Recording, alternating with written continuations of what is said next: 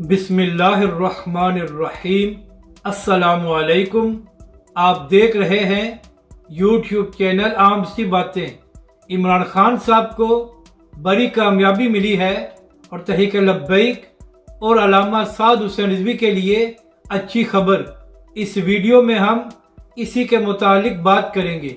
नाज़रीन कराम, इमरान खान साहब ने इलेक्शन कमीशन से ये मुतालबा किया था कि उन 25 मुनहरफ अरकान को डी सीट किया जाए जिन्होंने हमजा शहबाज को वोट दिया है। इमरान खान साहब का कहना यह था कि ये लोग हमारे निशान पर वोट लेकर आए हैं और अब लोटे बनकर हमजा शहबाज को वोट दे रहे हैं, तो लिहाजा इन लोगों को डी सीट किया जाए। तो आज इलेक्शन कमीशन ने इसके मुतालिक फैसला सुनाते हुए उन मुनहरफ 25 अरकान को डी सीट कर दिया है।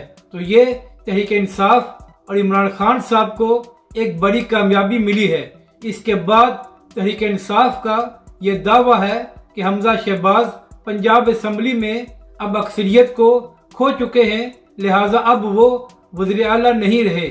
जबकि दूसरी जानब नून लीग ये कह रही है कि अभी भी हमजा शहबाज को पंजाब असम्बली में अक्सरियत हासिल है और वही वज़ीर आला रहेंगे। चले इस बात का फैसला आने वाले चंद दिनों में हो जाएगा कि हमजा शहबाज वज़ीर आला हैं या नहीं। अब बात करते हैं कि तहरीक लब्बैक और अल्लामा साद हुसैन रिजवी के लिए क्या अच्छी खबर है। तो नाज़रीन कराम, जिन 25 अरकान को इलेक्शन कमीशन ने डिसीड किया है, अब वहाँ पर ज़िमनी इंतखाबात होंगे।